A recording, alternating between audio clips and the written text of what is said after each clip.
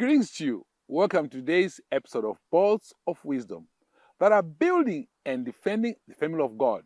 And this is coming to you live from Stand 357 Oriole Avenue in Northgate, Johannesburg, South Africa, the new head office premises of Oasis Christian Assembly, where God has given us an assignment to build a mega sanctuary here, and among other things, in the mega city of God right here. And you'll be blessed. This is part 3 in the series titled Make Big History. And sometimes we call it Create Big History. It really doesn't matter. This is part 3 in the series Make Big History, if you prefer. Create Big History, doesn't matter. I'll be interchanging between the two. It really doesn't matter. Right now, we're part 3, and we're picking up from where we left off in part 2, in part 2 of this series. And we looked at how Abraham started his journey, because Abraham created a big history. He created a big history. And so how we started this journey, we saw from Genesis chapter 13, from verse 1 to 4, that one of the things that he did there, he had communication with his family, with his wife, and one vision brought in, and they moved together as one vision. And he started off his mission with prayer. He started his mission with prayer. And so you can see in the scripture, Genesis chapter 13, verse 1 to 4. We just started reading from Genesis 13, verse 4. Which is where he left for the last time, then we continue. Genesis 13, verse 4, as we see other aspects that help us to make big history. They help us to create big history. Genesis 13, verse 4, it says, where he had built an altar at first, that is Abraham, and there Abraham called on the name of the Lord. Called on the name of the Lord. He prayed, called on the Lord. Let's go to verse 5. It says, but Lot, who went with Abraham, also had flocks and herds and tents. Lot was his cousin. Lot followed Abraham. Wherever Abraham went, Lot was benefiting as well. God, verse 6. It says, now the land was not able to nourish and support them, so they could dwell together, for their positions were too great for them to live together. So we see at this point that Abraham and Lot, they've made tremendous progress. Their flocks, their livestock have grown so much. They're now so wealthy, they're so prosperous, and the land is not big enough to hold both of them together. All right? And verse 7 says, and there was strife between the headsmen of Abraham's cattle and the headsmen of Lot's cattle. And the Canaanite and the Perizzite were dwelling therein. Hallelujah. This is interesting. If you look at this, what do we see? You see that the Canaanite and the Perizzite were dwelling therein.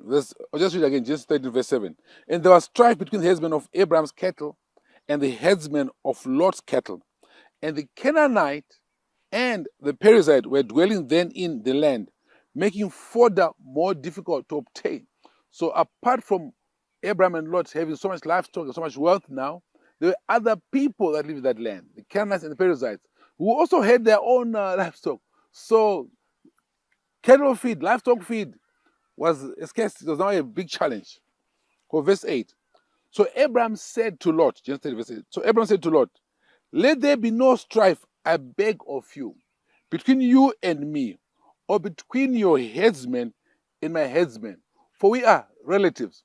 Notice here, Abraham, he shows something very powerful. There is strife between the headsmen of Lot and the headsmen of Abraham, because they are looking after their cattle. There isn't enough food for the cattle, for the livestock. So there's strife between them. Look at Abraham. Abraham goes to his cattle and says, hang on. There is strife between our workers. The truth is, the reality is, the land is no longer big enough to hold both you and I and the livestock that we have. So there is a problem. So Abraham comes up, says there's no problem. He says, we need to solve the problem. And Abraham says, hang on. He says, I beg of you, between you and I. Notice here, Abraham understands that Lot is the boss of his headsmen, and Abraham is the boss of his headsmen. So to make a decision, him and Lot, who are the leaders, need to come to an agreement. They need to find a solution. Because if they agree on it, then there's their headsmen, their servants who heed whatever decision that they make. See, Abraham wants to have peace with his cousin Lot. He wants to have peace. And he knows that to solve, see, this is very important, know how to solve a problem. The grace of God working in you will direct you to solve a problem. If Abraham had tried to negotiate with the servants of Lot, there will be no solution. Or if Lot had tried to negotiate the servants of Abraham, there will be no solution. It required the two principles. The principle was Abraham, and the other principle was Lot. So Abraham knew the level at which to negotiate at. He knew the level at which to find the solution. It's very important. Don't spend your time in places whereby trying to get a yes from somebody who's not authorized to say yes, or try to get a no from somebody who's not authorized to say no. Wherever you go, ask yourself, who is the one that will make the decision? So Abraham is being wise, making big history. You deal with the ones you deal at critical times. If you want to put policy, new policy, you deal with the principles. So you go to verse 8. Abraham still says, hang on, we are relatives. So Abraham says, hang on, Lord, you and I, we are relatives. There's a problem among our workers. Let us not allow that problem to affect us, as we are relatives. Let's solve it. There's a problem among our workers.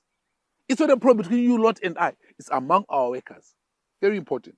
So Abraham is smart enough. I want to make big history, okay, big history. Know the root of the problem. Know where to find the solution. Know how to go forward. So Abraham is doing there. Let's go to verse 9.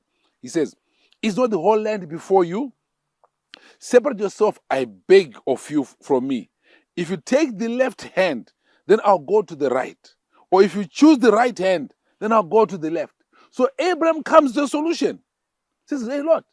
He even gives Lord the first choice. He says, you choose which side you want. You make your choice. The place you don't choose is the one that I'll go for. Say, Abraham is not selfish. He is not. You go verse 10. It says, and Lot looked and saw that everywhere the Jordan Valley was well watered, before the Lord destroyed Sodom and Gomorrah. It was all like the garden of the Lord, like the land of Egypt, as you go to Zoar. So Lot is got opportunity to choose first, and he's looking. Everywhere he looked, it was well watered. Go to verse 11. Then Lot chose for himself all the Jordan Valley, and he traveled east, so they separated. So that which looked nice to Lot, well watered in his eyes, what looked physical is what he chose. Remember, before this time, Lot had only followed Abraham. He had not made choices. He was benefiting by association with Abraham. He was benefiting with the wisdom that Abraham was producing. And he had prospered because he had followed Abraham's lead. So it follows here, if Lot was to be smart, he should have asked Abraham for the lead. Verse 11. Then Lot chose for himself all Jordan Valley, and he traveled east. So they separated. Verse 12. Abraham dwelt in the land of Canaan, and Lot dwelt in the cities of the Jordan Valley, and moved his tent as far as Sodom and dwelt there. Lot went close to Sodom and Gomorrah. He chose according to his eyes. He chose according to what he could see physically. His first opportunity to make a decision, he chose according to what he saw physically. Make big history. Keep big history. We'll continue with this tomorrow. Don't miss it. Thank you for watching. God bless you.